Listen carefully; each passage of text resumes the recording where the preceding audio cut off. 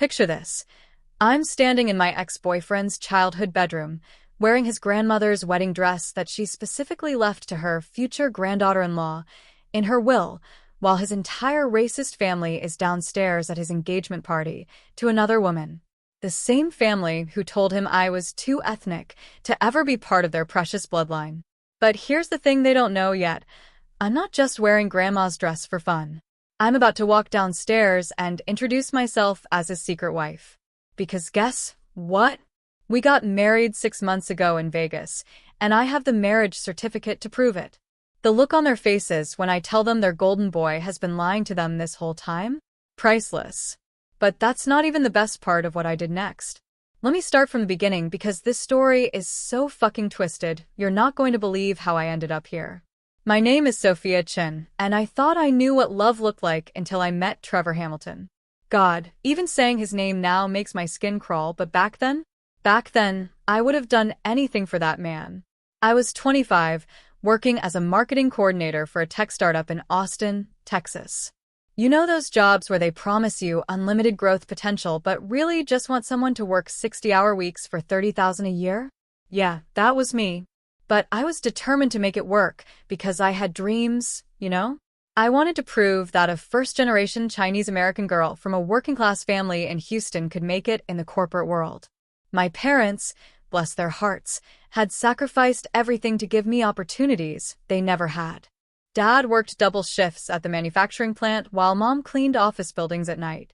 They barely spoke English when they first came here, but they made damn sure I would never struggle with the language barrier they faced every single day. I was living in this tiny studio apartment in East Austin, and I mean tiny. We're talking about a space so small that when I opened my Murphy bed, I couldn't open my front door at the same time. The walls were paper thin, so I could hear every argument my neighbors had, every late-night Netflix binge, every intimate moment. Let's just say I invested in really good noise-canceling headphones pretty quickly. The apartment complex was this converted 1960s motel, painted a faded turquoise color that probably looked cheerful once upon a time, but now just looked tired. There was a courtyard in the middle with a pool that hadn't worked in years, filled with murky green water that nobody bothered to clean. The whole place smelled like stale cigarettes and broken dreams, but hey, it was what I could afford. That's where I was living when I first met Trevor at a coffee shop called Brew and Tell on South Lamar.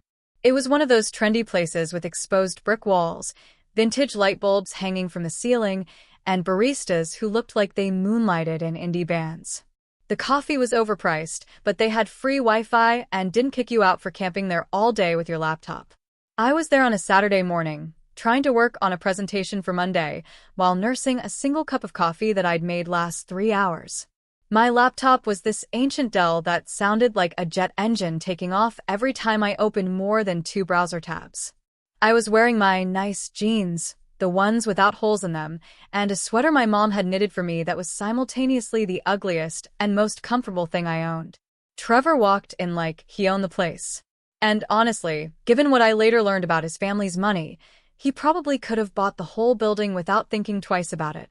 He was tall, about 6'2", with perfectly styled dirty blonde hair and these piercing blue eyes that seemed to see right through you. He was wearing clothes that looked casual, but probably cost more than my monthly rent. A crisp white button-down rolled up at the sleeves, dark jeans that actually fit properly, and leather boots that weren't scuffed to hell like mine were. But it wasn't just his looks that caught my attention. It was the way he moved through the world like he belonged everywhere he went, like he'd never questioned whether he deserved to be in any space he occupied. That kind of confidence was foreign to me. I'd spent my whole life feeling like I had to prove I belonged, like I was always one mistake away from someone figuring out I didn't actually deserve to be there. He ordered some complicated drink, a double-shot Cordido with oat milk and a dash of cinnamon, without even looking at the menu. The kind of order that says, "I've been to coffee shops in cities you've never heard of." Meanwhile, I was still trying to figure out the difference between a macchiato and a cappuccino. Our eyes met when he turned around from the counter, and I swear to God, it was like one of those cheesy romantic movie moments. Time slowed down, the ambient coffee shop noise faded into the background, and all I could focus on was this gorgeous man looking directly at me with the most genuine smile I'd ever seen. He walked over to my table, And yes, I was sitting alone at a table for four because all the smaller tables were taken, looking like a complete loser, and asked if he could sit down. "I promise I'm not a creep," he said, and his voice was smooth like honey with just a hint of a Texas drawl. "It's just that you look like you're working on something important, and I respect that kind of dedication on a weekend. Plus, this place is packed, and you've got the only table with a decent view of the street." I should have said no. I should have told him I was busy and needed the space for my work. But when someone that attractive pays attention to you, especially when you're used to being invisible, it does something to your brain. It makes you stupid. "Sure," I said, closing my laptop slightly. "I'm just working on a presentation. Nothing too exciting." "Everything's exciting if you're passionate about it," he replied, settling into the chair across from me. "I'm Trevor, by the way. Trevor Hamilton." The way he said his name, with just a little emphasis on the last part, made me think I should recognize it. Like he was used to people knowing who he was. But I didn't know shit about rich families in Texas, so I just smiled and introduced myself. "Sophia Chin," I said, immediately wondering if I should have said something cooler, something more mysterious. "Beautiful name for a beautiful woman," he said, and okay, that should have been a red flag right there. Who says shit like that with a straight face? But I was 25 and hadn't had a real relationship since college, so I ate it up like fucking candy. We talked for 4 hours. 4 goddamn hours. I completely forgot about my presentation, forgot about everything except this magnetic man who seemed genuinely interested in every word I said. He asked about my work, my family, my dreams. He wanted to know about my parents' immigration story, about what it was like growing up between two cultures, about my goals and ambitions. And here's the thing that really got me. He listened, not just waiting for his turn to talk, but actually listening. He asked follow-up questions, remembered details I'd mentioned earlier in the conversation, made me feel like I was the most interesting person he'd ever met. Trevor told me he worked in family business and investments, which I later learned was rich person speak for I don't actually have to work because my trust fund could buy a small country. But at the time, it sounded sophisticated and impressive. He talked about traveling to different cities for business, about deals he was working on, about his passion for creating opportunities. What would you have done? When someone that charming shows that much interest in you, it's intoxicating. It's like a drug you never knew you needed until you got your first taste. By the time he asked for my number, I was completely hooked. And when he suggested we meet for dinner that next Friday at some place called the Driscoll Grill, which I later found out was one of the most expensive restaurants in Austin, I said yes without even thinking about whether I could afford something like that. That first date was like stepping into a different world. The Driscoll Hotel, where the restaurant was located, was this gorgeous, historic building with marble floors, crystal chandeliers, and the kind of opulent decor that screamed old money. I felt completely out of place in my one nice dress, a simple black number from Target that I'd bought for job interviews. But Trevor made me feel like I belonged there. He helped me with my chair, complimented my dress, made me laugh until my sides hurt. He ordered wine that cost more per bottle than I spent on groceries in a month, and when I tried to protest, he waved it off like it was nothing. "You deserve to be spoiled," he said, raising his glass for a toast. "To beautiful women who work harder than they should have to." The food was incredible, stuff I'd only seen on cooking shows. My entree was this perfectly prepared salmon with some kind of sauce I couldn't pronounce, served with vegetables that had been arranged like tiny pieces of art. Trevor got the Wagyu beef, and when he offered me a bite, it literally melted in my mouth. But the best part wasn't the fancy food or expensive wine. It was the conversation. Trevor wanted to know everything about me, my childhood, my relationship with my parents, my college experience, my dreams for the future. He shared stories about his own life, about growing up in Dallas, about his complicated relationship with his family's expectations. "Sometimes I feel like I'm living someone else's life," he confessed over dessert, some elaborate chocolate creation that looked like it belonged in a museum. "Like everyone has these plans for who I'm supposed to be, and I don't know if any of it is actually what I want." I felt such a connection to that sentiment. My parents had sacrificed everything for me to have opportunities, and sometimes the weight of their expectations felt crushing. I was supposed to be successful, supposed to make their struggles worth it, supposed to achieve everything they never could. I get that, I told him. My parents came here with nothing, and they've worked their asses off so I could have a better life. Sometimes I feel like I'm not just living for myself, but for them too. Like I can't afford to fail because it would mean their sacrifices were for nothing. Trevor reached across the table and took my hand.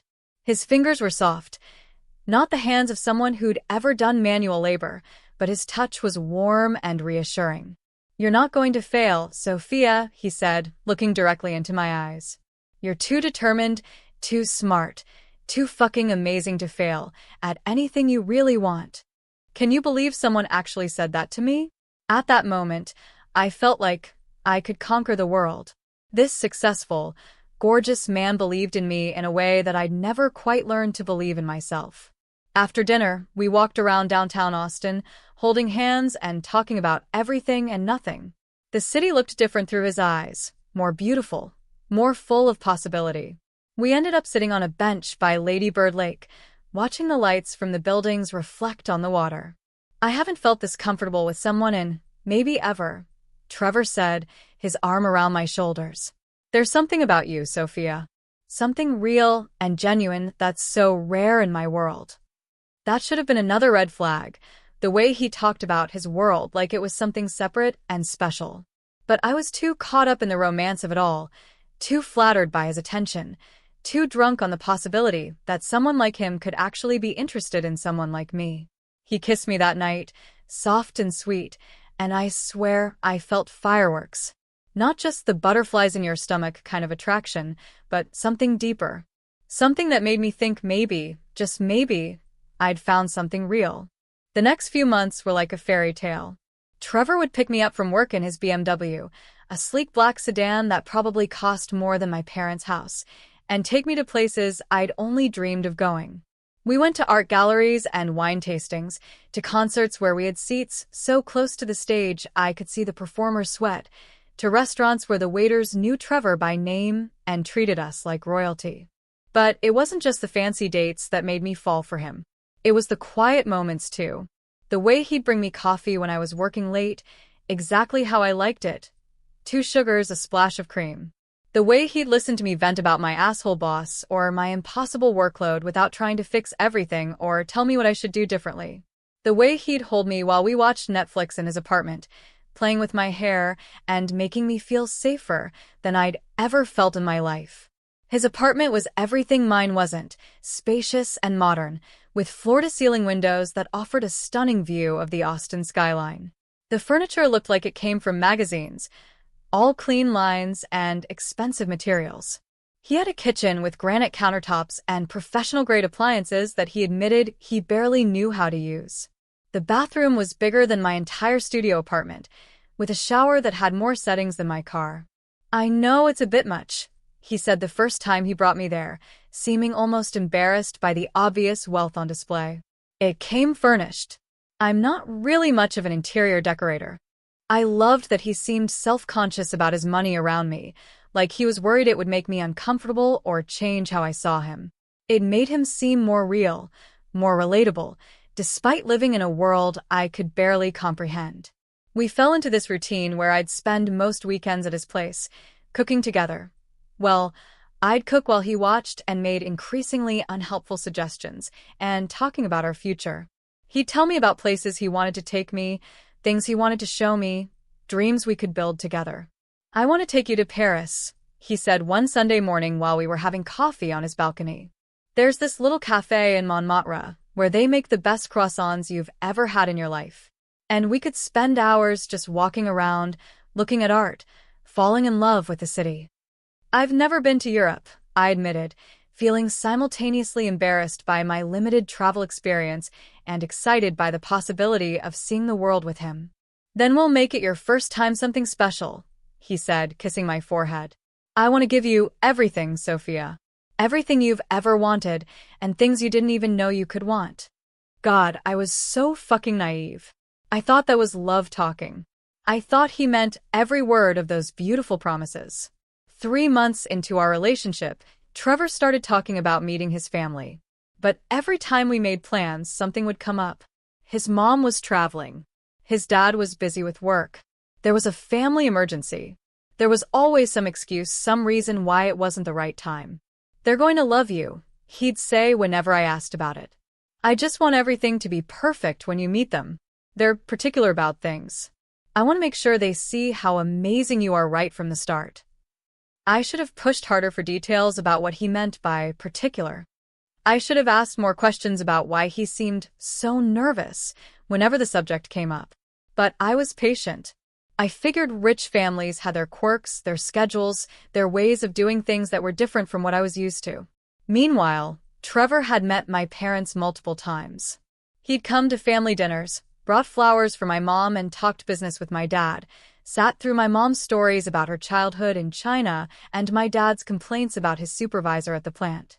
He seemed genuinely interested in their lives, asked thoughtful questions about their experiences as immigrants, complimented my mom's cooking until she blushed like a teenager. My parents adored him. Mom would call me after every visit to tell me how handsome he was, how polite, how obviously smitten with me. Dad, who was usually suspicious of any man who showed interest in his daughter, actually seemed to approve of Trevor's work ethic and business sense. "He's a good man, Sophia," Dad told me in his broken English after Trevor had spent an afternoon helping him fix the fence in their backyard. "He works hard. He treats you well. He respects your family. That's what matters." If only Dad could have seen what I saw 6 months later. It was our 6-month anniversary when everything started to shift. Trevor had been acting strange for weeks, distracted, short-tempered, like he was dealing with something he couldn't or wouldn't talk about. When I asked if everything was okay, he'd brush it off with vague comments about family stuff and business pressures. We were supposed to have a romantic dinner to celebrate our anniversary, but that morning he called and said he needed to postpone. "Family emergency," he said. His grandmother was in the hospital, and he needed to drive to Dallas to be with his family. "I'm so sorry, baby," he said, and he sounded genuinely upset. "I know this is our special day, but Grandma May, she's not doing well. The doctors think this might be it." My heart broke for him. He told me stories about his grandmother, how she'd raised him while his parents were traveling, how she'd taught him to play piano and make her famous chocolate chip cookies, how she was the one person in his family who really understood him. "Of course you need to go," I said. "Family comes first. We can celebrate when you get back." "I love you so much, Sophia," he said, and there was something in his voice that I couldn't quite identify. Something that sounded almost like goodbye. "I need you to know that, okay? Whatever happens, whatever you hear about me or my family, I need you to know that what we have is real. That you're the best thing that's ever happened to me." It was such a strange thing to say that I should have been worried. But I was too focused on comforting him, on being supportive during what seemed like a family crisis. "I love you too, Trevor," I said. "Drive carefully, okay? Call me when you get there, so I know you made it safely." He promised he would, but that call never came. I didn't hear from him for 3 days. 3 fucking days of calling and texting and getting nothing back. I was worried sick, imagining car accidents and family tragedies and all kinds of horrible scenarios that might explain his silence. When he finally called, his voice was different. Distant. Formal. Like he was talking to a business acquaintance instead of the woman he'd been sharing a bed with for the past 6 months. "I'm back in Austin," he said. "We need to talk." Those 4 words that every woman dreads hearing. We need to talk. Nothing good ever follows that phrase. He picked me up that evening, and instead of going to his apartment or one of our usual restaurants, he drove us to Zilker Park. We sat in his car in the parking lot while families played frisbee and couples walked their dogs, the normalcy of their lives making whatever was about to happen feel even more surreal. "How's your grandmother?" I asked, because I genuinely cared about her well-being, even though I could sense that whatever conversation we were about to have had nothing to do with medical emergencies. "She's fine," he said, not looking at me. False alarm. The doctors got the test results, mixed up with another patient. Relief flooded through me, followed immediately by confusion. "That's wonderful news. So, why do you look like someone died?" Trevor gripped the steering wheel so tight his knuckles went white. For a long moment, he didn't say anything, just stared out the windshield at the joggers making their way around the park's trail. My family knows about us, he finally said. Okay, I said slowly, not understanding why that was a problem. That's good, right? I've been wanting to meet them for months. That's when he looked at me, and the expression on his face made my blood run cold. It wasn't the face of a man who was excited to introduce his girlfriend to his family. It was the face of someone who was about to deliver the worst news of your life. They don't want to meet you, Sophia. The words hit me like a physical blow. I actually felt the air leave my lungs, felt my chest tighten with confusion and hurt. What do you mean they don't want to meet me? They don't even know me.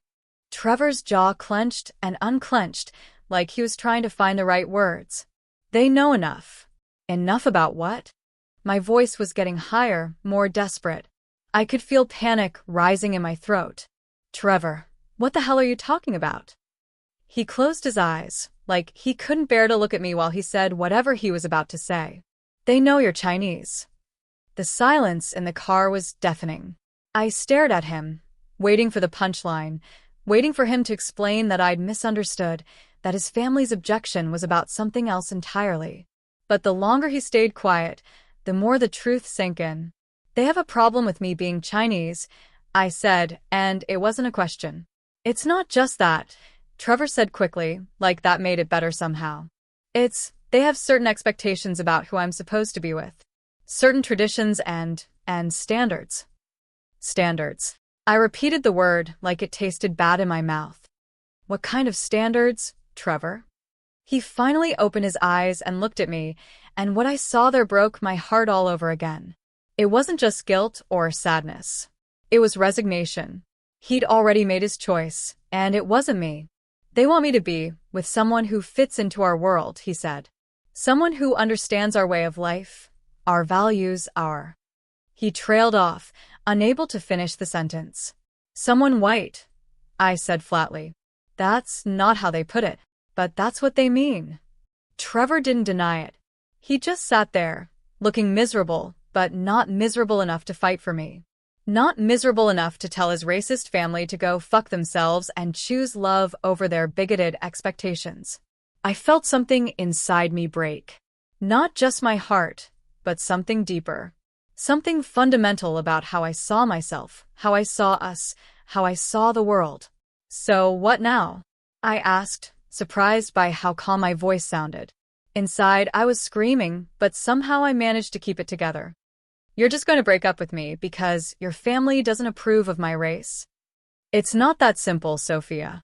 It seems pretty fucking simple to me, Trevor. Either you love me enough to tell your family their racism is unacceptable, or you don't. Either you choose me, or you choose them. Trevor ran his hands through his hair, messing up that perfect style I'd grown to love so much. You don't understand the pressure I'm under. My family, they control everything. My trust fund, my job, my future. If I go against them on this, you'll what? Have to get a real job like the rest of us? Have to make your own way in the world instead of living off daddy's money.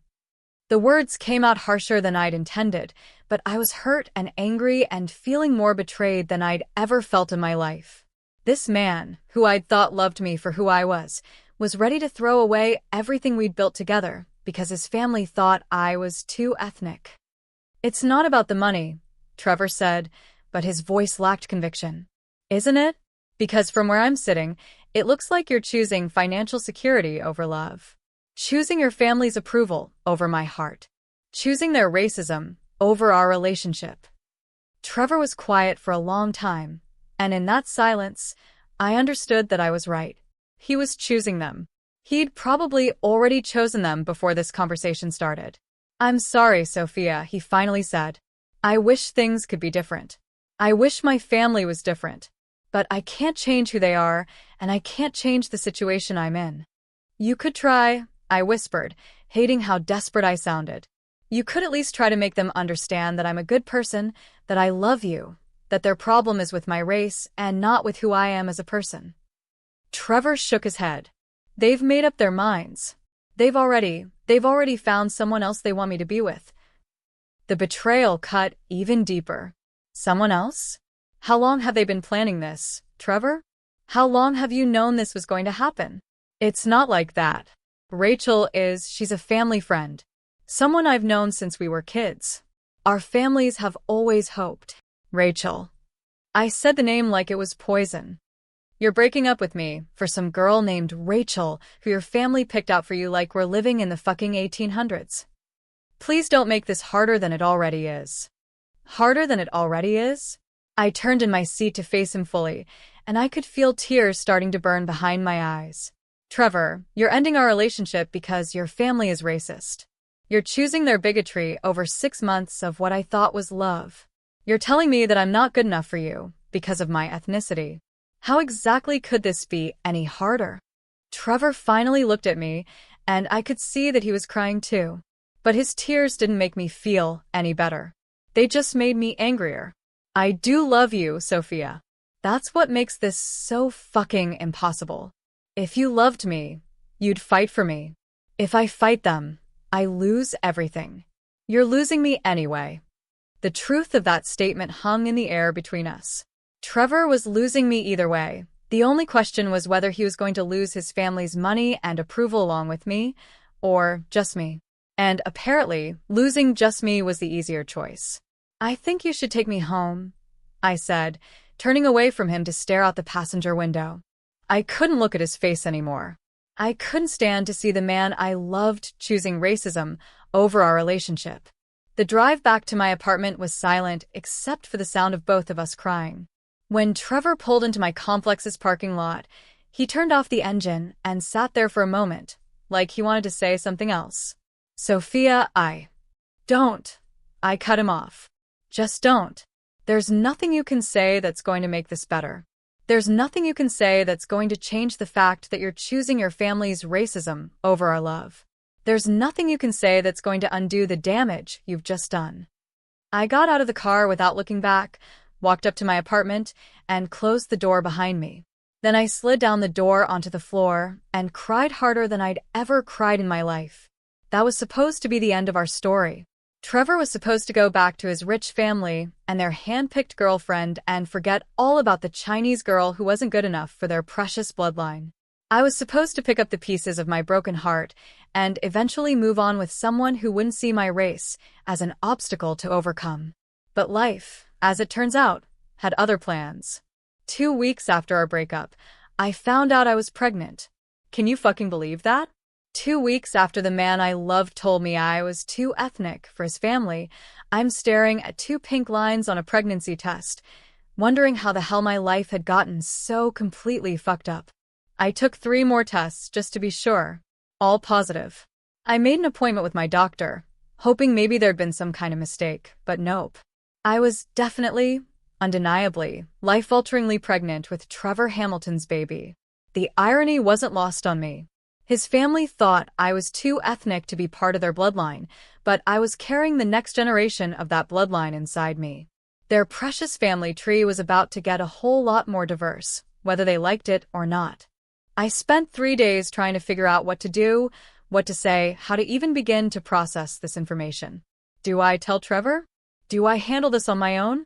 Do I make decisions about my future based on what's best for me, or what's best for a baby, or what's best for a man who'd already proven he didn't have the backbone to stand up for what he claimed to love? In the end, I decided Trevor had a right to know. Whatever happened between us, whatever choices we made going forward, he deserved to know he was going to be a father. So I called him. Sophia? He sounded surprised to hear from me, and maybe a little hopeful. Like maybe I was calling to tell him I'd reconsidered, that I was willing to be his dirty little secret as long as I could still be with him. We need to talk, I said, using his own words from 2 weeks before. In person. I don't think that's a good idea. I think we should, probably. I'm pregnant, Trevor. The silence on the other end of the line stretched for so long, I thought maybe the call had dropped. When he finally spoke, his voice was barely a whisper. Are you sure? 4 pregnancy tests and a doctor's appointment, sure. Fuck. Another long pause. Fuck. Okay. We definitely need to talk. Can you meet me at your apartment? I said. This conversation needs to happen in private. An hour later, I was sitting on the couch where we'd spent so many happy evenings together, watching Trevor pace back and forth across his living room like a caged animal. He'd run his hands through his hair so many times it was sticking up at odd angles, and his usually perfect appearance was disheveled and wild. "How far along are you?" he asked without looking at me. "About 6 weeks, according to the doctor." "And you're sure it's mine?" The question hit me like a slap across the face. "Excuse me?" Trevor stopped pacing and looked at me with something that might have been accusation in his eyes. "I just need to be sure, Sophia. I need to know for certain that." "That what?" "That I wasn't fucking someone else while I was with you." I stood up from the couch, rage building in my chest like a wildfire. "You think I'm the kind of person who would sleep around and then try to pin a pregnancy on the wrong man?" "I don't know what to think right now. This changes everything." "You're damn right it changes everything. But let me be crystal clear about one thing, Trevor. You are the only man I've been with. You are the father of this baby. And the fact that you would even question that tells me everything I need to know about how little you actually respect me." Trevor sank into his armchair and put his head in his hands. I'm sorry, I'm just freaking out here. This is not what I expected when you called." "Yeah, well, it's not exactly what I was expecting either when I pissed on that stick." "What do you want to do?" he asked, looking up at me with red-rimmed eyes. It was such a loaded question. What did I want to do? I wanted to go back in time and never meet him. I wanted to rewind to before I knew his family was racist, before I knew he was weak, before I knew that the man I loved would choose money and approval over fighting for our relationship. But since time travel wasn't an option, I had to figure out how to move forward with the hand I'd been dealt. "I don't know yet," I said honestly. "I need time to think, to figure out what's best for everyone involved. If you want to keep it." Trevor's voice was careful, like he was walking through a minefield. "I'll support you financially. I'll make sure you and the baby have everything you need."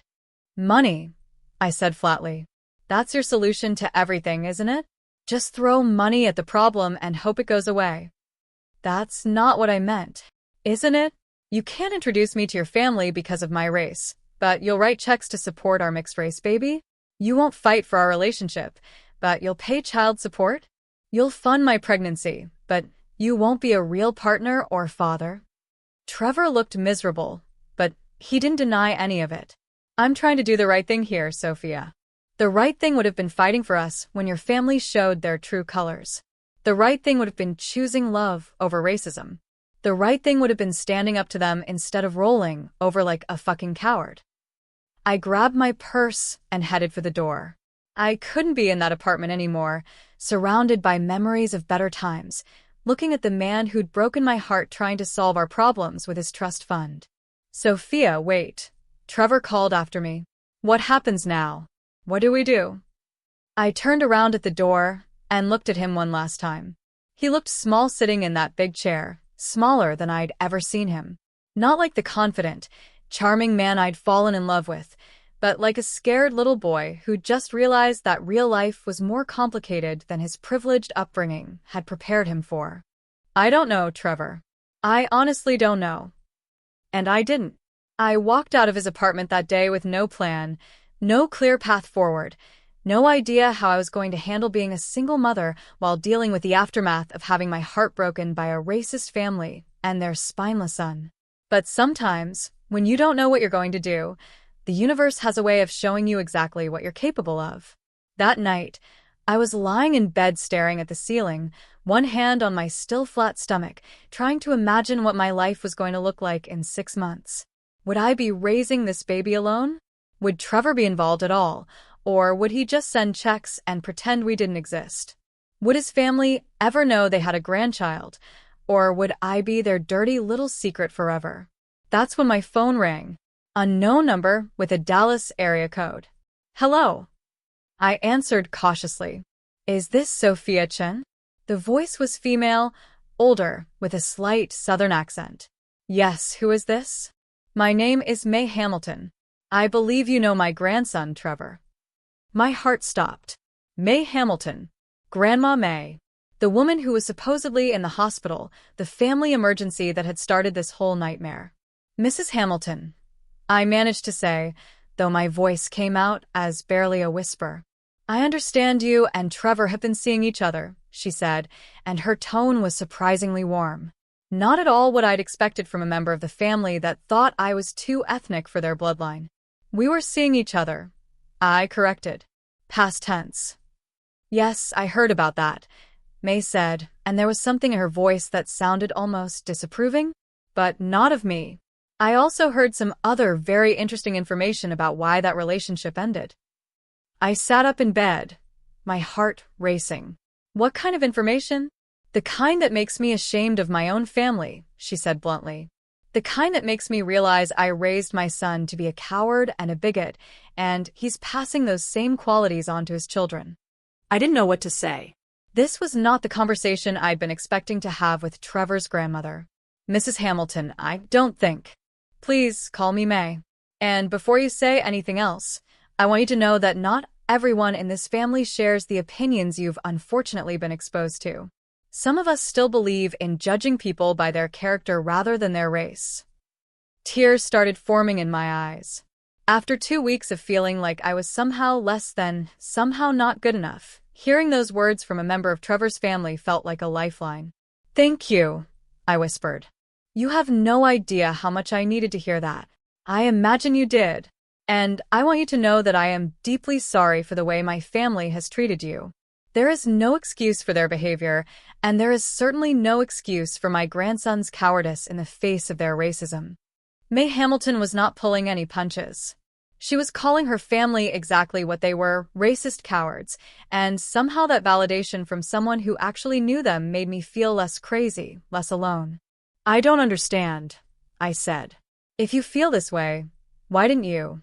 Why wasn't your voice part of the conversation about me? May sighed heavily.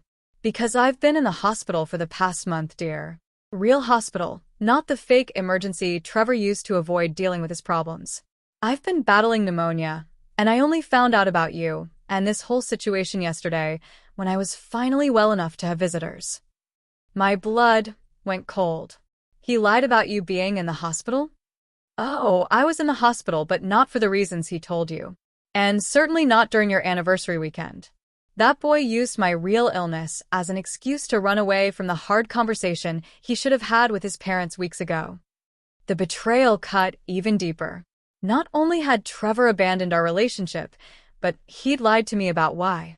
He'd used his grandmother's real illness as a cover story for his own cowardice. I can't believe this, I said, sinking back onto my pillows. I can't believe he would. Unfortunately, I can believe it, May said sadly. Trevor has always taken the path of least resistance. When things get difficult, he runs. When people expect him to stand up for something, he finds excuses to avoid the confrontation. I had hoped that finding real love might change that about him, but apparently I was wrong. He said he loved me, I said, and I hated how pathetic I sounded. I believe he did. I believe he does. But loving someone and being brave enough to fight for them are two very different things, as you've learned. We talked for almost an hour. May told me stories about Trevor's childhood, about the family dynamics that had shaped him into the conflict-avoidant man I'd fallen in love with. She talked about her late husband, who had apparently been the moral backbone of the family until his death 5 years earlier. She talked about her own regrets, about not speaking up more forcefully when her son and daughter-in-law started showing their true colors. I'm ashamed to say I let them get away with their attitudes for too long, she admitted. I thought if I stayed quiet, if I didn't rock the boat, maybe they'd grow out of it on their own. But silence in the face of racism is just another form of racism, isn't it? I don't know what to say, May. This whole situation it's been devastating. I'm sure it has, dear. And I want you to know that you have my full support, whatever you decide to do moving forward. That's when I realized I hadn't told her about the pregnancy. Trevor's grandmother was being incredibly kind and supportive, but she didn't know about the baby. She didn't know that this situation was about to get infinitely more complicated. May, I said carefully, there's something else you should know. Something that's going to make this situation even more complicated. What is it, dear? I took a deep breath. I'm pregnant. With Trevor's baby. The silence on the other end of the line lasted so long, I thought maybe she'd hung up. When she finally spoke, her voice was different, stronger, more determined. "Well," she said, "that certainly does change things, doesn't it?" "It changes everything." "Yes, it does. It means that racist or not, my family is about to have a biracial grandchild. It means Trevor is going to have to grow a spine whether he wants to or not. And it means—" She paused, and I could hear something shifting in her tone. "It means I'm going to have to take some action I probably should have taken years ago." "What kind of action?" "The kind that's going to shake this family to its core," May said, and for the first time in our conversation, she sounded almost excited. "Sophia, dear, how would you feel about getting married?" I nearly dropped the phone. "Excuse me?" "Not to Trevor, obviously. He's made his choices clear. I'm talking about a different kind of marriage. A strategic one." "I don't understand what you're saying." May chuckled, and it was the sound of someone who was about to cause some serious trouble. "Let me ask you something, Sophia. How much do you know about Trevor's trust fund?" "Not much. Just that his family controls it and they use it to control him." Exactly. "And do you know what the terms of that trust fund are?" "No, why would I?" "Because, my dear, I wrote those terms. I set up that trust fund 25 years ago, and I included some very specific conditions that have to be met for Trevor to inherit." My heart started racing again, but this time it wasn't from anxiety. This time it was from something that felt almost like hope. "What kind of conditions?" "The kind that require him to be married by his 30th birthday, which is in 8 months. The kind that require his wife to be someone of good moral character who will be a positive influence on his life. The kind that give me, as the trust creator, final approval over who that wife is." I sat there in stunned silence, trying to process what she was telling me. "Are you saying—" "I'm saying that Trevor's family may think they can control who he marries, but legally, the final decision is mine. And I'm saying that if you're interested in making sure your child has access to their birthright, regardless of what their cowardly father and racist grandparents think, we might be able to work something out." "May, I can't ask you to." "You're not asking, dear. I'm offering. And before you say no, let me tell you what I'm really offering." May went on to explain the full scope of Trevor's inheritance. It wasn't just a trust fund. It was controlling interest in the family business, multiple properties, investment portfolios worth millions of dollars. And all of it was contingent on marriage terms that his parents assumed they controlled, but that May had never actually ceded to them. "If Trevor marries someone I don't approve of, he gets a small monthly allowance for the rest of his life, but the bulk of the inheritance goes to charity," May explained. "If he doesn't marry anyone by his 30th birthday, same result. But if he marries someone I deem worthy, someone who will be good for him and good for this family, he inherits everything." "And you think I'm worthy?" I asked, hardly believing this conversation was really happening. "I think you're exactly what this family needs," May said firmly. "I think you're strong enough to stand up to their bullshit, smart enough to see through their games, and moral enough to use their money for good instead of just perpetuating their privilege. But Trevor and I are broken up. He chose his family over me, remember? Trevor made his choice based on what he thought were his options," May said.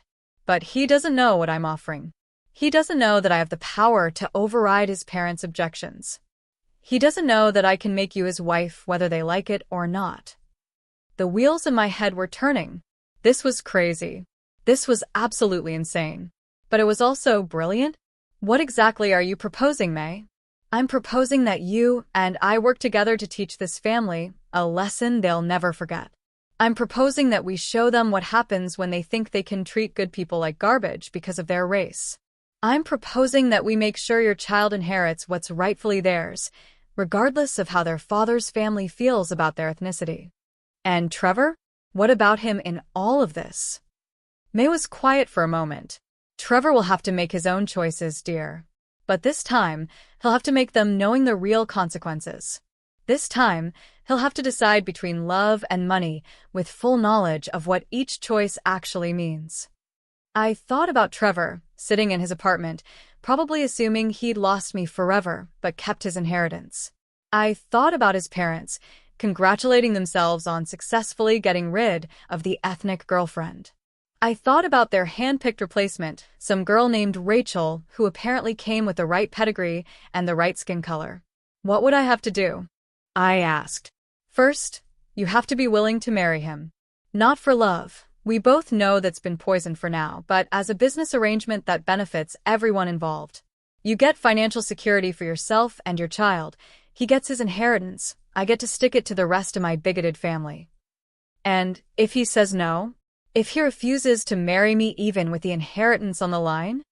May chuckled again, and this time it was definitely the sound of someone planning revenge. Then he loses everything, and I use my considerable resources to make sure you and your child are taken care of anyway. Either way, the racists don't win. It was insane. It was manipulative. It was probably a dozen different kinds of wrong. It was also the most appealing offer I'd ever received in my life. I need time to think about this, I said. Of course you do. It's a big decision, and not one to be made lightly. But Sophia? Yes. Don't think too long. Trevor's birthday is in 8 months, and if we're going to do this, we need to start putting plans in motion soon. After we hung up, I lay in bed staring at the ceiling again, but this time instead of feeling hopeless and lost, I felt something I hadn't felt in weeks. I felt powerful. I felt like maybe, just maybe, there was a way to turn this whole fucked up situation around in my favor. The more I thought about May's proposal, the more sense it made. Not the marriage part, that was still crazy, but the underlying logic of it. Trevor's family had treated me like I wasn't good enough for their bloodline, but I was carrying the next generation of that bloodline. They'd used their money and power to break us up, but that same money and power could be turned against them. And May was right about one thing. My child deserved their birthright, regardless of how their paternal family felt about their mixed heritage. I spent the next week researching everything I could about the Hamilton family. Their business holdings, their social connections, their philanthropic activities. What I found made May's offer even more appealing. The Hamiltons weren't just rich, they were Texas oil money rich. Old money, the kind that came with political connections and social influence that stretched back generations. Trevor's great-grandfather had struck oil in East Texas in the 1930s, and the family had been building their empire ever since. But they were also exactly the kind of old money family that had built their wealth on the backs of people who looked like me, and they'd never bothered to examine or acknowledge that history. Their charitable giving went exclusively to causes that benefited people who looked like them. Their business practices prioritized profit over social responsibility. Their social circles were wider than a country club in the 1950s. If I married into this family, I wouldn't just be securing my child's financial future. I'd be in a position to actually change things, to push them toward more inclusive practices, to make sure their money started doing some good for communities that had been systematically excluded from their philanthropy. The more I thought about it, the more I realized May was offering me something beyond revenge or financial security. She was offering me the chance to be the change this family desperately needed. So I called her back. "I'll do it," I said without preamble when she answered the phone. "Are you sure, dear? This isn't going to be easy. Trevor's parents are going to fight us every step of the way." "I'm sure, but I have some conditions." "Name them." "First, I want legal guarantees about my role in the family business and philanthropic decisions. I'm not just going to be Trevor's wife. I'm going to be an active partner in deciding how this family's money gets used." Done. "What else?" "Second, I want protection for myself and my child if this marriage doesn't work out. Prenups, custody agreements, financial security that can't be revoked even if Trevor and I end up divorced." "Absolutely reasonable. Anything else?" "Third, I want to be involved in planning how we reveal this to his family. If we're going to shock them, I want to make sure we do it right." May laughed, and it was the sound of pure delight. "Oh, my dear, I think you and I are going to get along just fine. In fact, I think I have the perfect plan for how to introduce you to the family." "What did you have in mind?" "Well, Trevor's cousin is getting married next month. Big society wedding. All the family's friends and connections will be there. It's exactly the kind of event where the Hamiltons like to show off their perfect family image." Okay. What if we arranged for you to be there? Not as Trevor's guest. He'll probably bring that Rachel girl his parents picked out for him. But as someone else entirely. Someone they'd never suspect. I don't understand. Leave that to me, dear. I have some connections of my own, and I think I can arrange for you to attend that wedding in a way that will set up everything we need for the big reveal. We spent the next hour planning what may called Phase 1 of our operation. It was devious, it was manipulative, and it was absolutely perfect. But first, I had to have one more conversation with Trevor. I called him the next day and asked him to meet me for coffee. Not at our old place. I couldn't handle being somewhere that held so many happy memories. Instead, I suggested a generic Starbucks near my office, somewhere neutral and public. Trevor arrived before I did, and when I walked in, he looked like he hadn't slept in weeks. His usually perfect hair was messy, there were dark circles under his eyes, and his clothes looked like he'd grabbed them off the floor. For a moment, I almost felt sorry for him. Almost. "Thank you for agreeing to see me," he said as I sat down across from him. "I wasn't sure you'd want to talk to me again." "There are some things we need to discuss," I said, keeping my voice businesslike. "About the pregnancy and what happens next." Trevor leaned forward, and I could see hope flickering in his eyes. "I've been thinking about that a lot, Sophia. About us, about the baby, about what kind of future we could have." "Have you now?" "I know I fucked up. I know I should have fought for us instead of just accepting my family's bullshit. But maybe this baby is a sign, you know? Maybe this is our chance to start over, to build something together that's separate from all their drama." I stared at him, amazed by his capacity for self-deception. "Start over? Trevor, you dumped me because your family thinks I'm too ethnic to be part of their bloodline. Now I'm carrying your child, and you think we can just start over like that never happened." "My family will have to accept it now," he said, reaching across the table like he wanted to take my hand. I pulled back before he could touch me.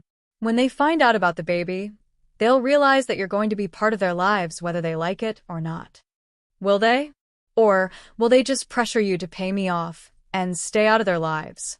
Will they convince you that it's better for everyone if your mixed-race child is kept as far away from the family as possible?" Trevor flinched like I'd slapped him. "That's not.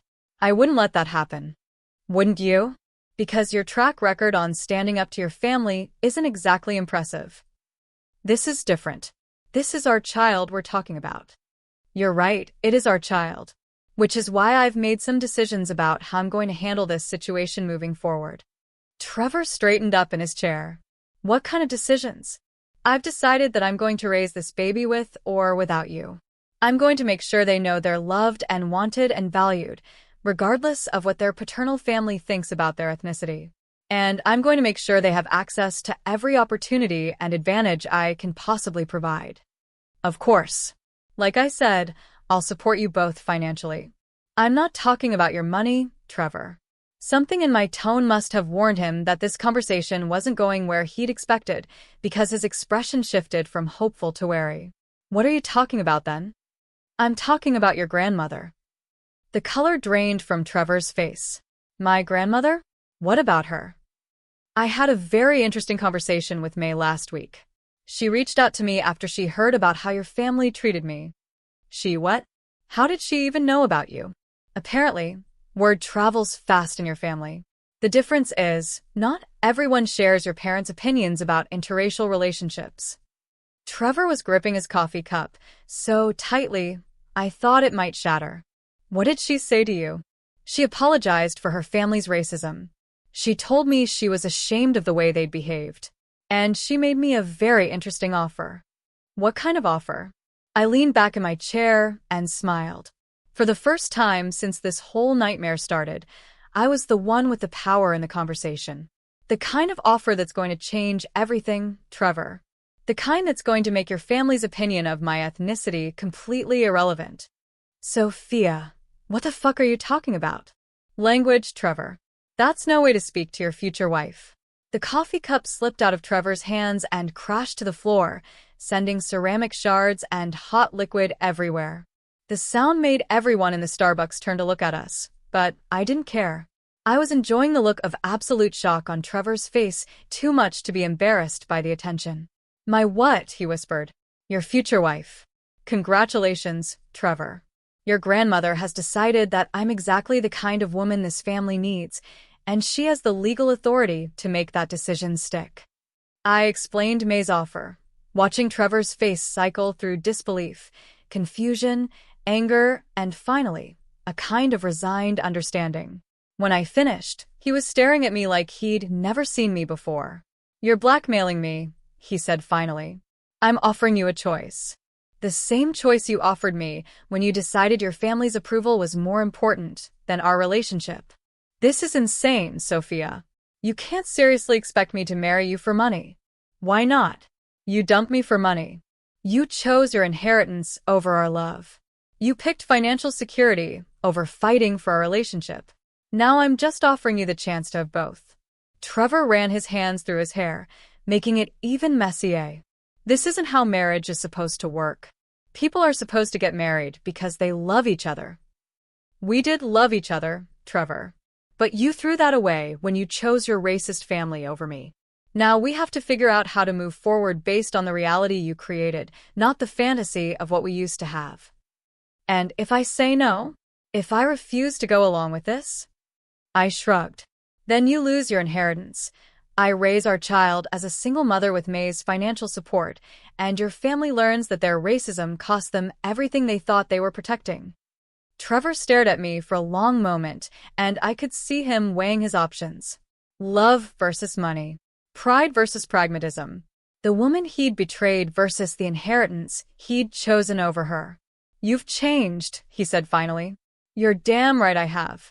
Getting your heart broken by someone you trusted will do that to a person. The Sophia I fell in love with would never have done something like this. The Sophia you fell in love with believed you'd fight for her when things got tough. The Sophia you fell in love with thought your love was stronger than your family's racism. The Sophia you fell in love with trusted you with her heart and her future. I stood up from the table. But that Sophia doesn't exist anymore, Trevor. You killed her when you chose them over me. I started to walk away, then turned back around. You have 1 week to decide.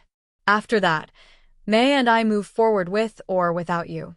Sophia, wait. But I was done waiting. I was done being the understanding girlfriend who made excuses for her boyfriend's cowardice. I was done being the victim in this story. It was time to become something else entirely. That weekend, I drove to Dallas to meet May in person and finalize our plans. She lived in a mansion that made Trevor's apartment look like a college dorm room. Sprawling grounds, circular driveway, the kind of old money elegance that whispered wealth instead of shouting it. May herself was not what I'd expected. She was tiny, maybe 5 feet tall, and couldn't have weighed more than 90 pounds, but she had an energy that filled every room she entered. Her white hair was perfectly styled, her makeup was flawless despite being in her 80s, and she moved with the confidence of someone who'd been making important decisions for longer than I'd been alive. You're even more beautiful than Trevor described, she said when she met me at the front door. No wonder he fell so hard. No wonder his parents are so threatened. She gave me a tour of the house, pointing out family portraits that traced the Hamilton lineage back 5 generations. All white faces, all serious expressions, all radiating the kind of entitlement that came with generational wealth. Soon there will be a new face in these portraits, May said, stopping in front of a formal family photo that had been taken at Trevor's college graduation. A face that represents the future of this family instead of just its past. We spent the afternoon going over the details of our plan. May's lawyer had already drawn up preliminary paperwork for the trust fund modification. Her event planner, yes, she had a personal event planner, was working on getting me access to Trevor's cousin's wedding. Her financial advisor was creating investment portfolios that would secure my child's future regardless of what happened with the marriage. I want you to understand, dear, May said over dinner. This isn't just about revenge, although I'll admit there's a certain satisfaction in watching racists get their comeuppance. This is about justice. This is about making sure your child has every advantage they deserve and making sure this family learns some long overdue lessons about acceptance and inclusion. What if Trevor refuses? I asked. What if he decides the inheritance isn't worth marrying someone his family considers beneath them? May smiled, and it was the smile of someone who'd been playing chess while everyone else was playing checkers. Then he'll learn exactly how much his principles are worth when they're tested against his comfort. And we'll proceed with phase 2 of the plan. Which is making sure the Hamilton family name becomes synonymous with the very kind of diversity they've tried so hard to avoid. Win or lose, Trevor's child will be a Hamilton. Win or lose, this family's lily-white reputation is about to get a lot more colorful. I stayed at May's house that night, in a guest room that was bigger than my entire apartment. As I lay in the four-poster bed, surrounded by luxury I'd never imagined, I thought about how much my life had changed in just a few weeks. A month ago, I was a heartbroken girl who'd been dumped for being too ethnic. Now I was a pregnant woman planning to infiltrate and revolutionize one of Texas's most prominent families. It was terrifying and exhilarating and completely insane. But for the first time since Trevor had broken my heart, I felt like I was in control of my own destiny. The next morning, May and I drove to a boutique in downtown Dallas to find me the perfect dress for the wedding. Not just any dress, the dress that would make Trevor's family take notice, the dress that would set up everything we had planned for later. The boutique was the kind of place I'd never shopped in my life, where the salespeople looked at your clothes and jewelry before deciding how much attention to give you. May swept in like she owned the place, which, knowing her, she probably did. "We need something special for my dear friend here," May told the personal shopper. "Something that commands attention but maintains elegance. Something that says she belongs in any room she enters." They brought out dress after dress, each more expensive than anything I'd ever worn. But when I put on the final option, a midnight blue floor-length gown with subtle beading that caught the light when I moved, May's eyes lit up with approval. "Perfect," she said. "Absolutely perfect. You look like royalty, dear." I stared at myself in the three-way mirror, hardly recognizing the woman looking back at me. The dress transformed me into someone who belonged in Trevor's world, someone who could stand toe-to-toe with his family and match their sophistication with my own. "Are you sure about this, May?" I asked, still staring at my reflection. "Are we really going to pull this off?" May came to stand beside me in the mirror, her tiny frame next to my transformed appearance. "My dear, I've been planning this kind of thing since before you were born. Trust me, we're going to pull this off, and we're going to enjoy every minute of it." 2 weeks later, Trevor called me. His voice was different, resigned, defeated, but also strangely relieved. "I'll do it," he said without preamble. "I'll marry you." Smart choice. "This doesn't mean I forgive you for manipulating me into this situation. And it doesn't mean I forgive you for choosing racism over love. I guess we're even." There was a long pause. "What happens now?" "Now we get married, we raise our child, and we figure out how to be partners in this mess you created." "And your feelings? Do you think you'll ever be able to love me again after everything that's happened?" It was a fair question, and one I'd been asking myself for weeks. Could I ever forgive Trevor for his betrayal? Could I ever trust him again? Could we build something real out of this calculated arrangement? "I don't know, Trevor," I said honestly. "Maybe someday. But right now, love isn't the point. Right now, the point is making sure our child has the life they deserve and making sure your family learns that their racism has consequences." "Fair enough, Trevor." "Yeah. For what it's worth, I'm sorry it had to be this way. I'm sorry we couldn't find a path forward that was based on love instead of necessity." "Me too, Sophia. Me too." After we hung up, I sat in my apartment looking around at my tiny space, knowing that in a few months, everything would be different. I'd be living in a world of privilege and wealth, married to a man who'd broken my heart, part of a family that had rejected me based on my race. But I'd also be in a position to change things, to make a difference, to ensure that my child grew up knowing they were valued and loved regardless of what anyone thought about their mixed heritage. It wasn't the fairy tale I dreamed of when I first fell in love with Trevor. But it was something potentially more powerful. It was justice. And sometimes, justice is more satisfying than love ever could be.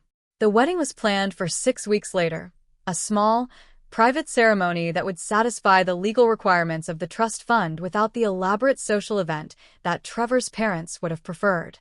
May handled all the arrangements, making it clear that this was her show and everyone else could fall in line or be left out entirely. But before the wedding, there was still the matter of Trevor's cousin's wedding, where May and I would execute phase one of our plan. Where I would be introduced to the Hamilton family not as Trevor's pregnant ex-girlfriend, but as someone entirely different. Someone they would never see coming. The night before the wedding, I got a call from an unknown number. When I answered, a woman's voice I didn't recognize asked, "Is this Sophia Chen?" "Yes, who is this?" "My name is Rachel Morrison. I believe we have something to discuss."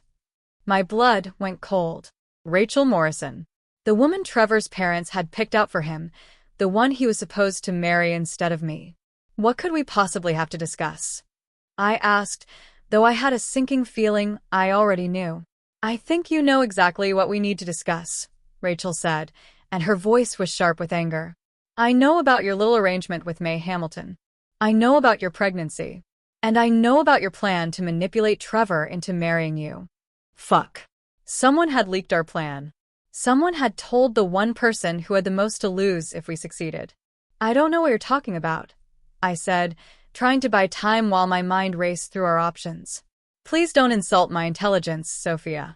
I've spent my entire life preparing to marry into the Hamilton family. I'm not about to let some random girl with a pregnancy trap steal everything I've worked for." "Worked for? You mean being born with the right skin color and the right family connections?" "I mean being the right woman for Trevor, which you obviously aren't, or he never would have broken up with you in the first place." The casual cruelty in her voice made my anger flare. This woman didn't know me, didn't know anything about my relationship with Trevor, but she was completely confident that I was inferior to her based on nothing but race and social class. "What do you want, Rachel?" "I want you to back off. I want you to take whatever money May is offering you and disappear.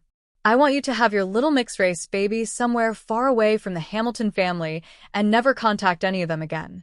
And if I don't," Rachel's voice turned cold, "then I make sure everyone at tomorrow's wedding knows exactly who you are and why you're really there.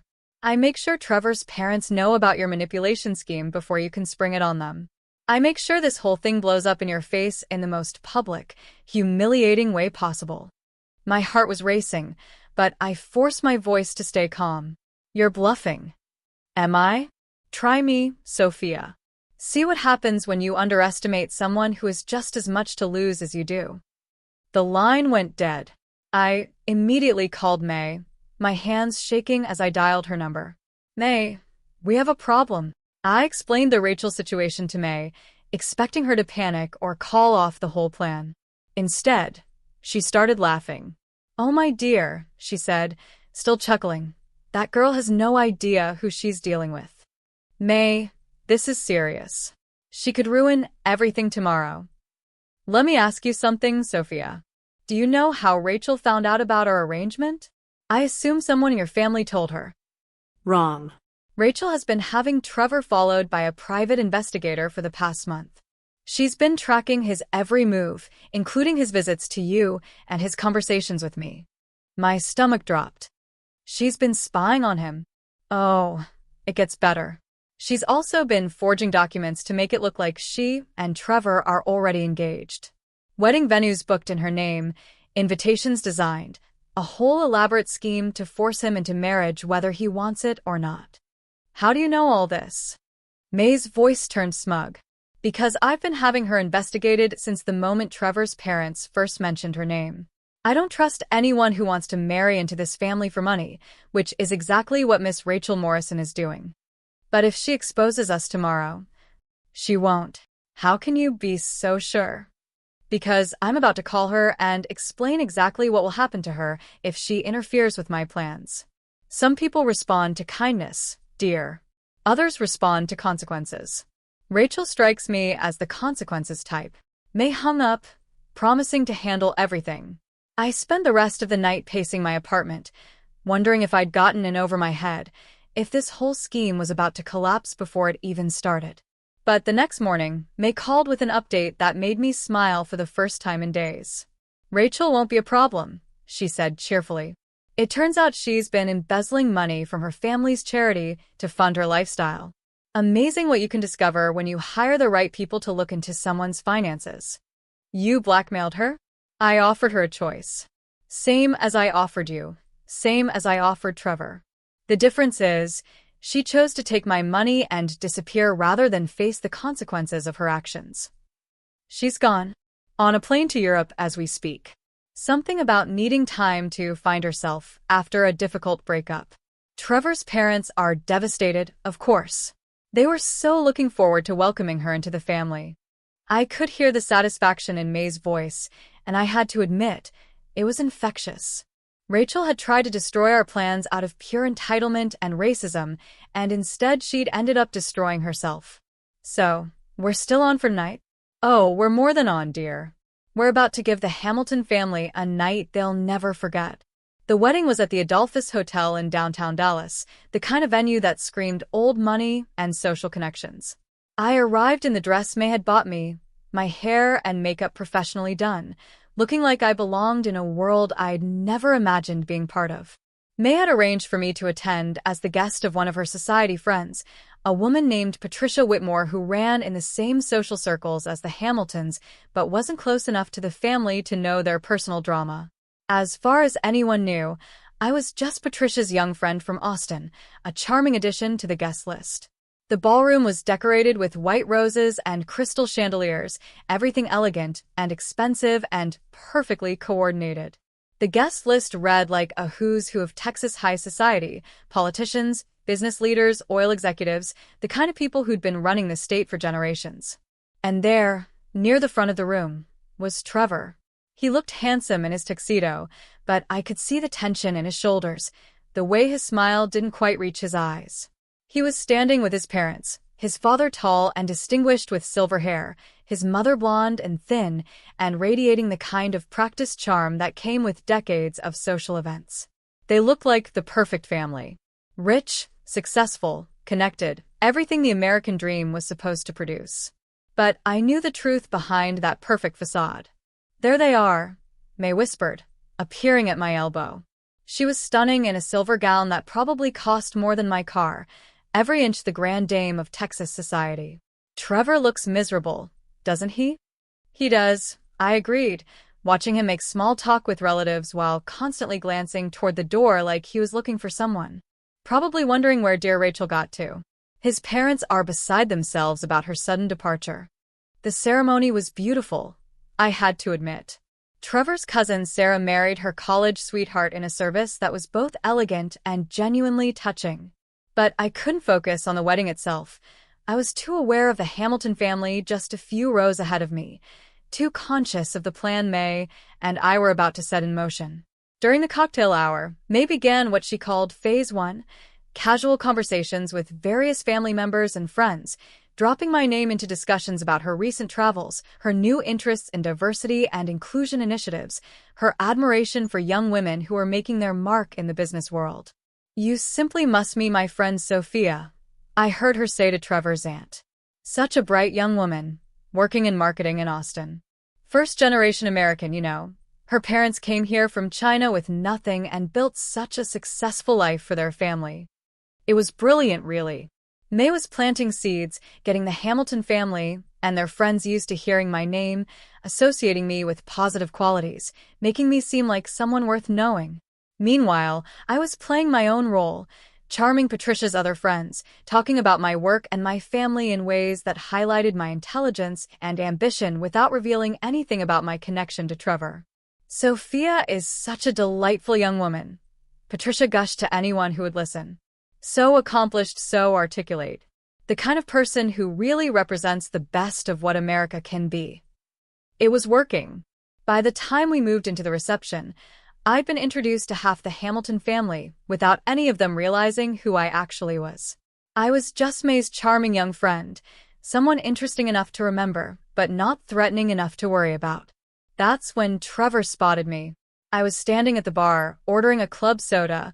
Couldn't drink while pregnant, after all, when I felt someone's eyes on me. I turned around and found Trevor staring at me from across the room, his face a mixture of shock, confusion, and something that might have been panic.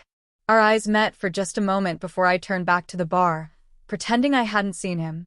But I could feel him watching me for the rest of the evening, probably trying to figure out why I was there and what it meant.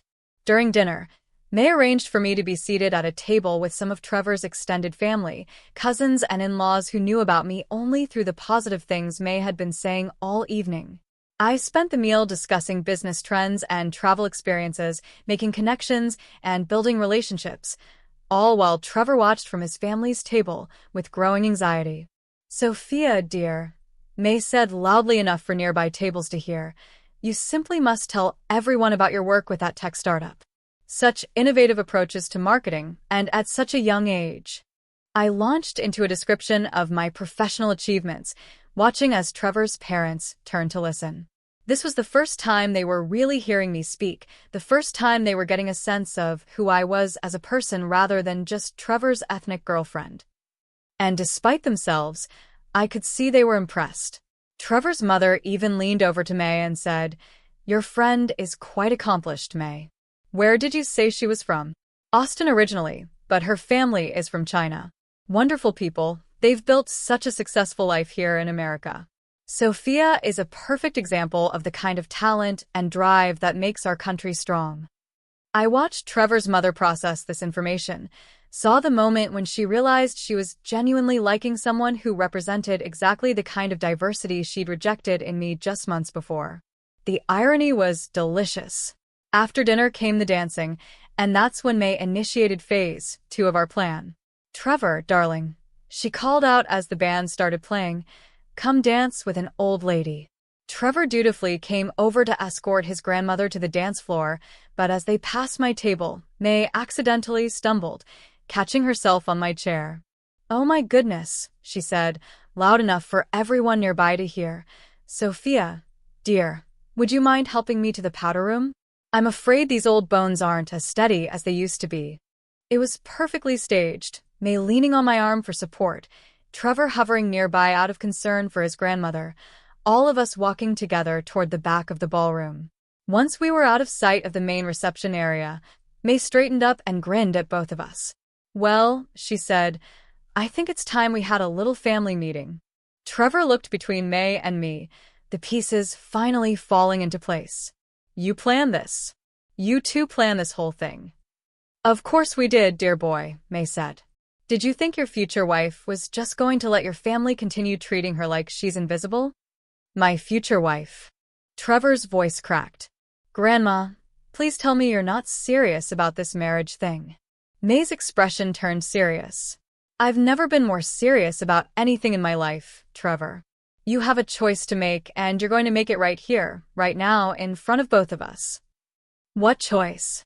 "You can walk back into that reception, pretend you never saw Sophia here, and continue living the life your parents have planned for you. In which case, you'll inherit enough money to live comfortably, but not enough to maintain the lifestyle you're accustomed to." Trevor's face went pale. Or you can acknowledge the woman who's carrying your child, marry her like a man with a backbone would, and inherit everything. The business, the properties, the investments, all of it." "And if I choose the first option?" May smiled sweetly. "Then I make sure Sophia and your child are financially secure anyway, and I use every connection I have in this state to make sure the Hamilton family name becomes synonymous with the kind of racism and cowardice you've demonstrated. Your parents will discover that their social standing isn't as secure as they think it is." Trevor stared at me, and I could see him struggling with the weight of the decision. "Sophia, do you really want this? A marriage based on blackmail and manipulation?" "I want our child to grow up knowing they're valued and loved," I said. "I want them to have access to every opportunity and advantage they deserve.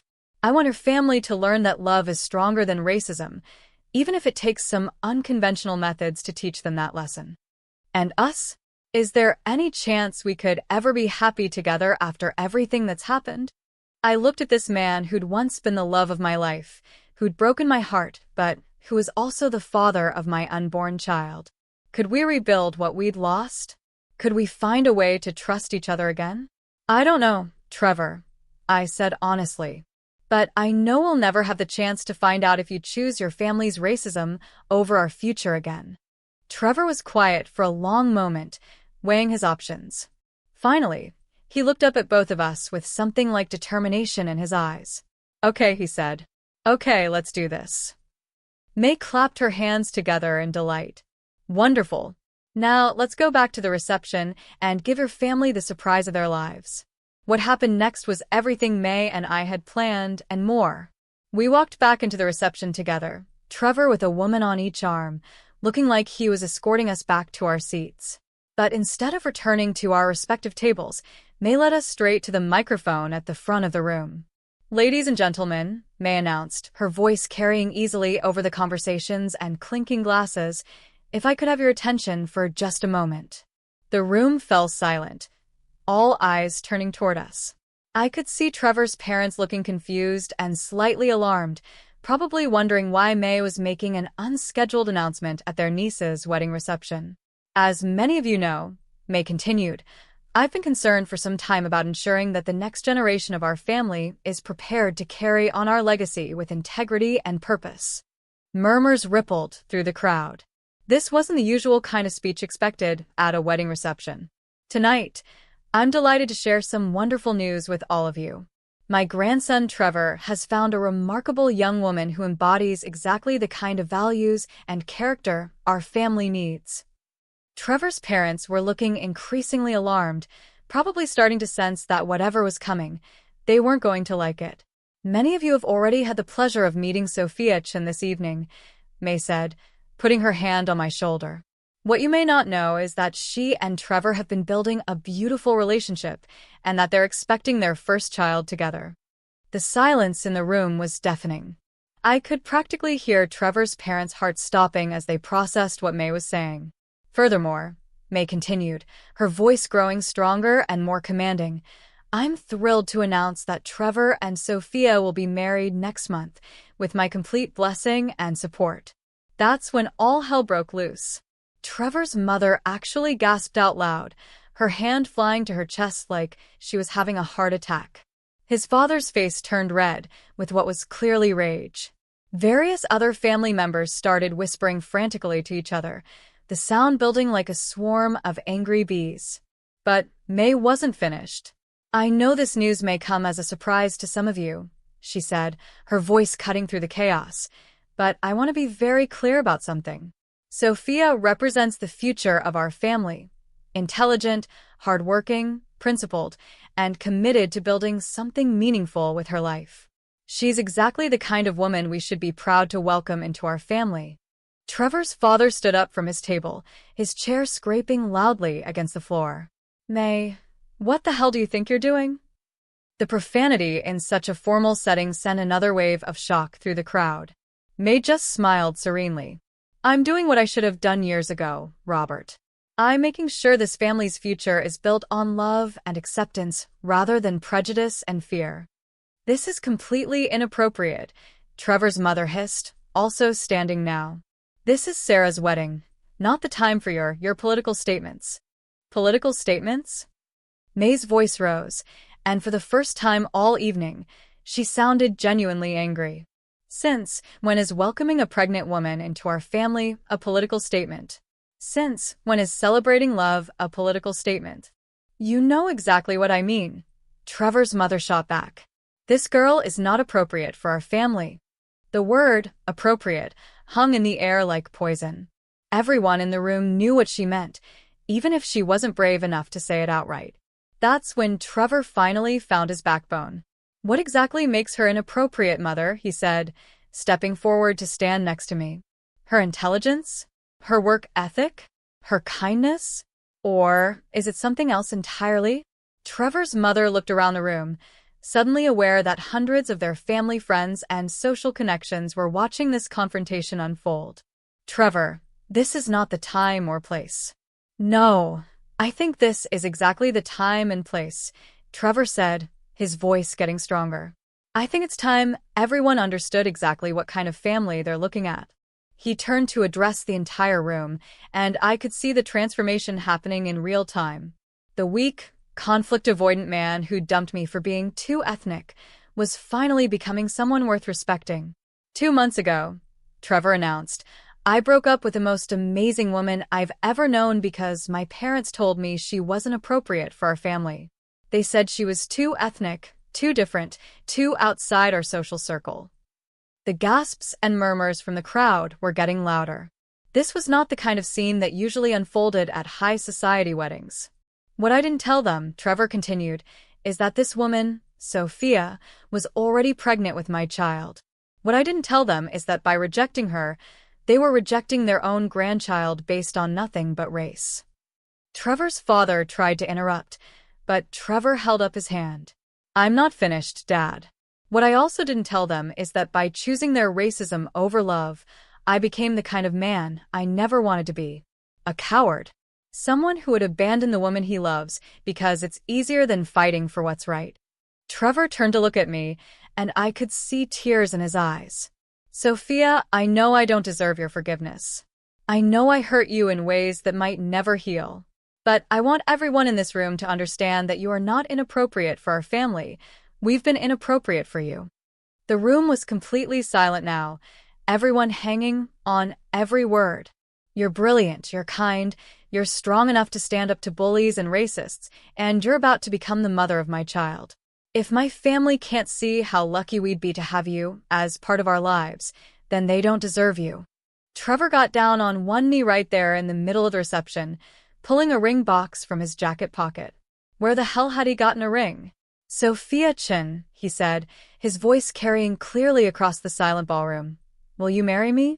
Not because my grandmother is making us, not because of money or inheritance or family pressure, but because I love you, and I want to spend the rest of my life proving I'm worthy of your love.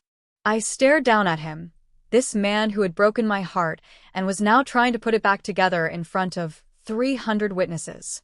The ring was beautiful, a vintage setting that looked like it had been in his family for generations. Is that your grandmother's ring? I asked. Trevor looked back at May, who was beaming with pride. She gave it to me an hour ago. Said it was time it went to someone who would honor what it represents. I looked around the room at all the shocked faces, at Trevor's parents who looked like they wanted to disappear into the floor, at May who was practically glowing with satisfaction. This wasn't how I'd imagined getting engaged. But then again, nothing about our relationship had gone according to plan. Yes, I said, loud enough for everyone to hear. Yes, I'll marry you. The room erupted. Some people were clapping, others were clearly scandalized, and Trevor's parents looked like they were seriously considering never speaking to any of us again. But I didn't care about any of that. Because when Trevor slipped that ring onto my finger and stood up to kiss me, I felt something I hadn't felt in months. Hope. Maybe we really could rebuild what we'd lost. Maybe this crazy plan of May's would actually work. Maybe love really was stronger than racism, even when it took some unconventional methods to prove it. The rest of the reception was chaos, obviously. Half the guests were congratulating us, the other half were whispering frantically about the scandal they'd just witnessed. Trevor's parents left early, but not before his mother hissed at me that this wasn't over. But May was in her element, holding court and explaining to anyone who would listen that this was exactly the kind of change the Hamilton family needed. She introduced me to business partners and family friends, making it clear that I wasn't just Trevor's pregnant girlfriend. I was going to be a full partner in the family's future. You handled that beautifully, dear, she said to me as the evening was winding down. I'm so proud of how you conducted yourself tonight.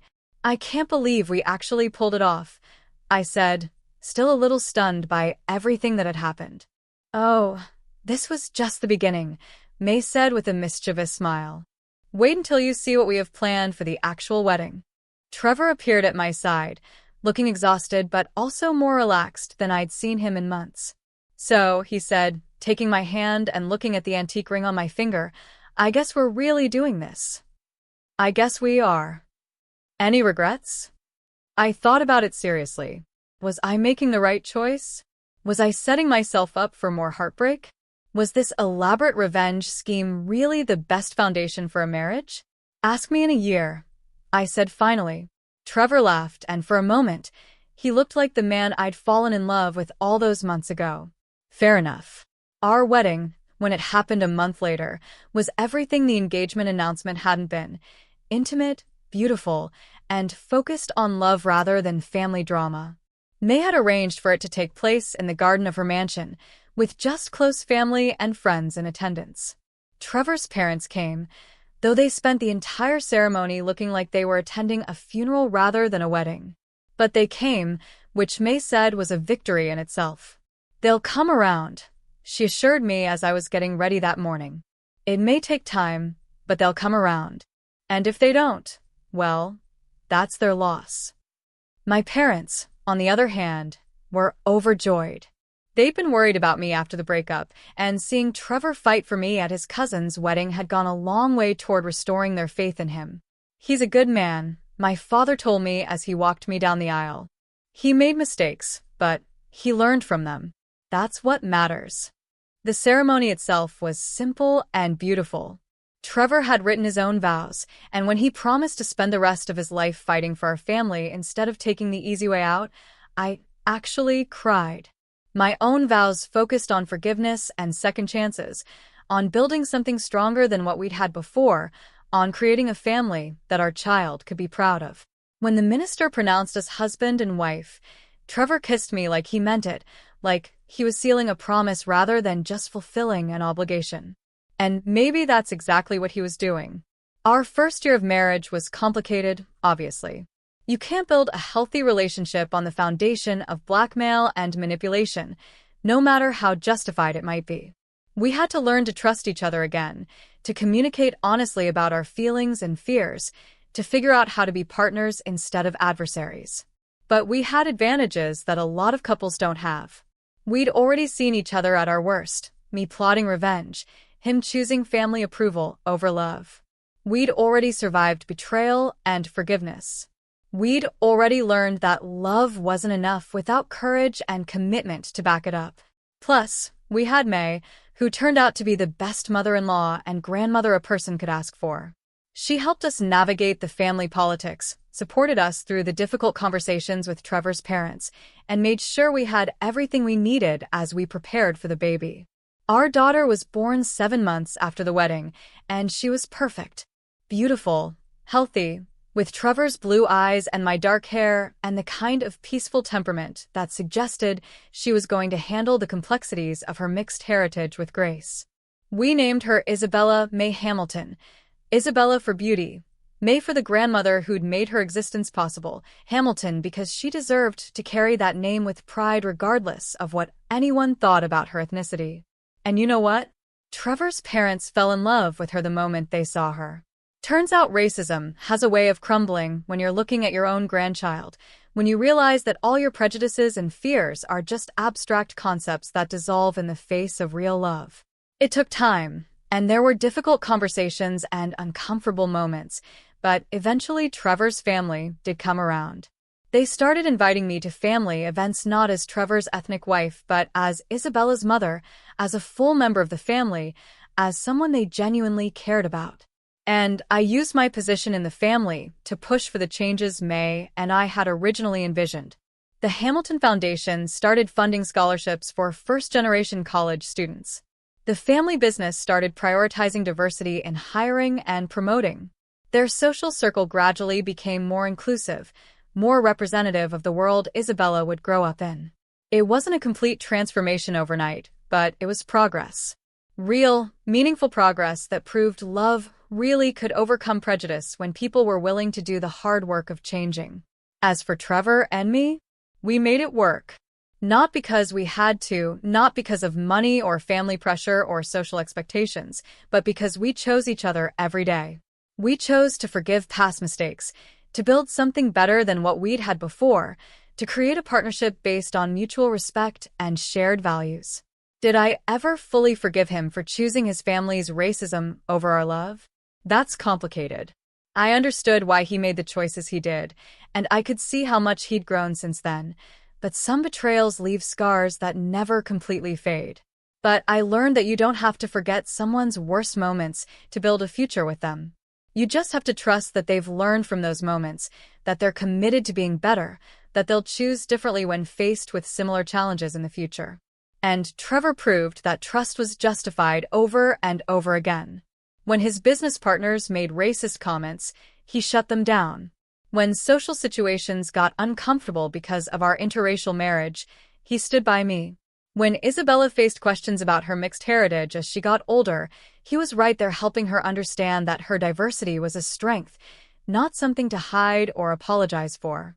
We had 2 more children, a son named James who looked exactly like Trevor but had my stubborn streak, and another daughter named Grace who seemed to have inherited May's mischievous intelligence.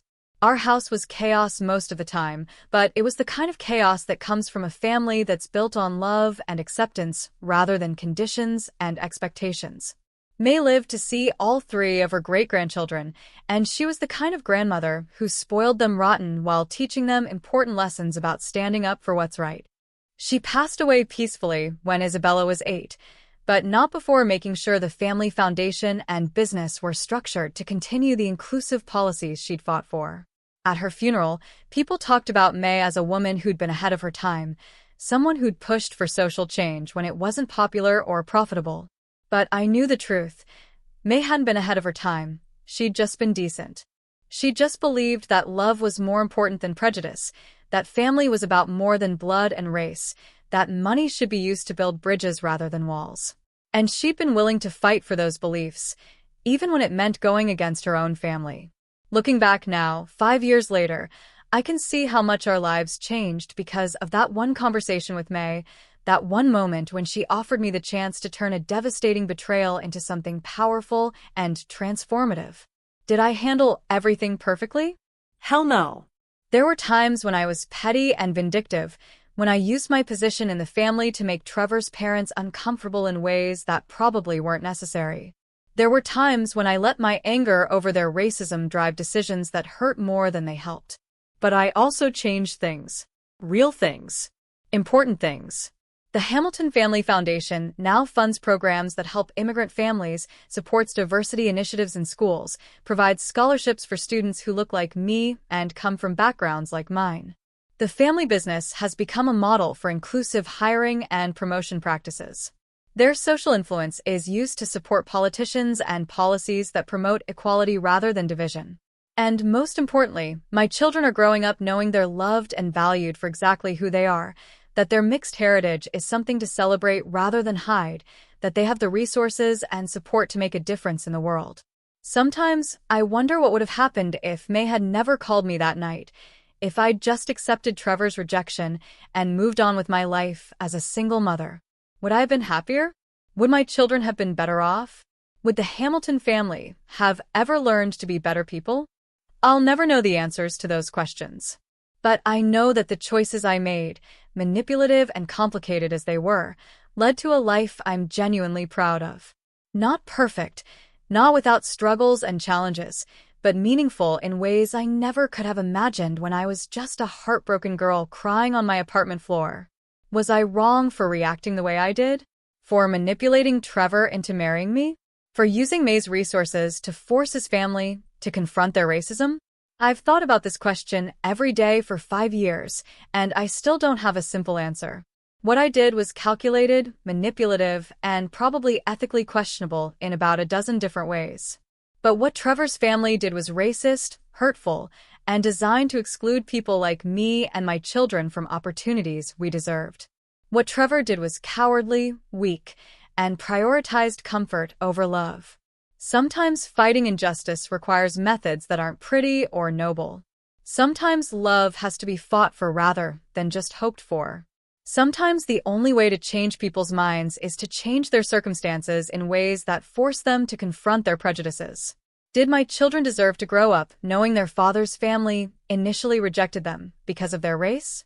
No. Did they deserve to have access to the resources, opportunities, and advantages that came with being Hamiltons? Absolutely.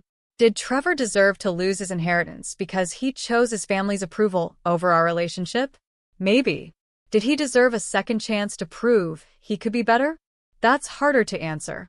Did his parents deserve to have their racist attitudes exposed and challenged in such a public way? I think so. Did they deserve the opportunity to learn and grow and become better people? Everyone deserves that opportunity. The truth is, there are no perfect victims or perfect villains in this story. We all made choices that hurt people. We all acted out of self-interest at times. We all had to learn difficult lessons about love and family and what really matters in life. But if I had to do it all over again, knowing what I know now about how it all turned out, I'd make the same choices. Because love won in the end. Not perfect love, not fairy tale love, but real, complicated, hard-fought love that changed everyone involved for the better. And sometimes that's the best kind of love there is. What do you think? Was I justified in my revenge, or did I go too far? Have you ever had to fight for love in ways that made you question your own morality? Let me know in the comments. I'm curious to hear how you would have handled a situation like this. Because at the end of the day, we're all just trying to figure out how to protect the people we love in a world that doesn't always make that easy. And sometimes, the only way to do that is to get a little creative with your approach to justice. And there you have it.